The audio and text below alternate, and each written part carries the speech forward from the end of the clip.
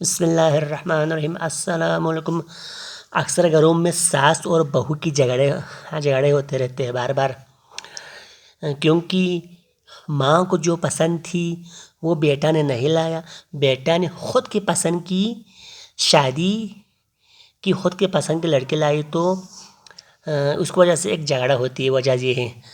دوسری وجہ، جب یہ بہو جو ہے گھر میں کام نہیں کرتی ہے یا تھوڑا بہت سستی کرتی ہے، تو وہ ساس کہتی ہے تم ہمارے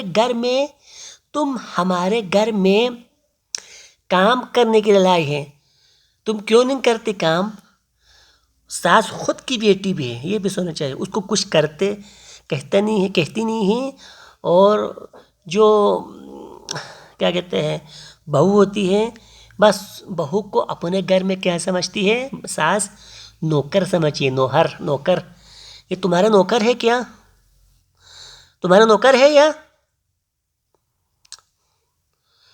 اور جب آپ کی بیوی اور آپ کی امی، ساس اور بہو کی جب جھگڑے ہو جائے تو شوہر کو کیا رول ادا کرنا چاہیے؟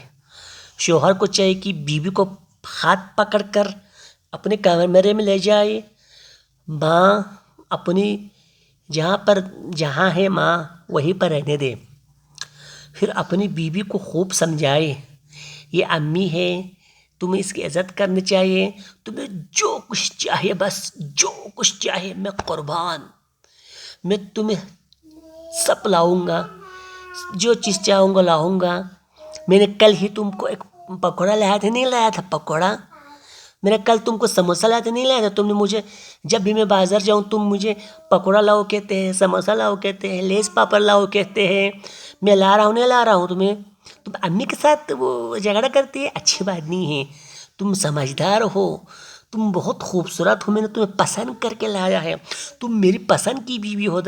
خوب اپنی بیوی کو پم لگاؤ، پھر وہ مان جائے گی۔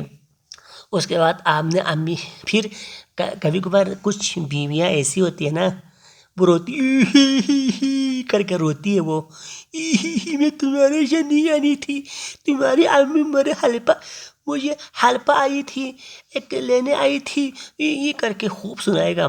خوب سنانا نہ پہلا، پھر اس کو سمجھاؤ، پھر اپنی امی کو جا کے سامنے کیا کرنا ہے؟ امی کو سمجھانا ہے، امی آپ بڑی ہیں، ہماری بہن آپ کی بیٹی بھی گھر میں ہے، ہمارے دو بہنیں گھر پہ ہیں، وہ دونوں آپ کی بیٹی ہے۔ امی کو بولو کہ ہماری بہن آپ کی بیٹی بھی کسی دوسرے گھر میں جائے گی تو دوسرے گھر کے ساس بھی ہماری بیٹی کے ساتھ، ہماری بہن کے ساتھ، آپ کی بیٹی کے ساتھ اس طرح سلوک کرے گی۔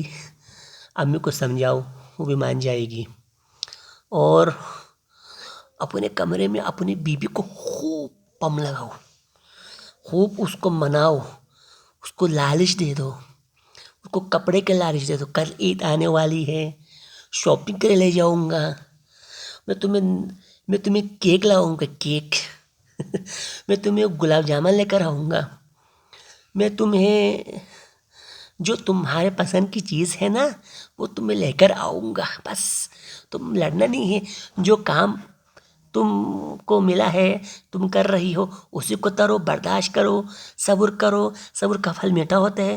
تم تو میری جان ہے، تم اس گھر کے رونق ہو، تم اس گھر کے پھول ہو، پھول کے کر اس کو صحیح سے سناؤ اپنی بیوی کو، تو مان جائے گی۔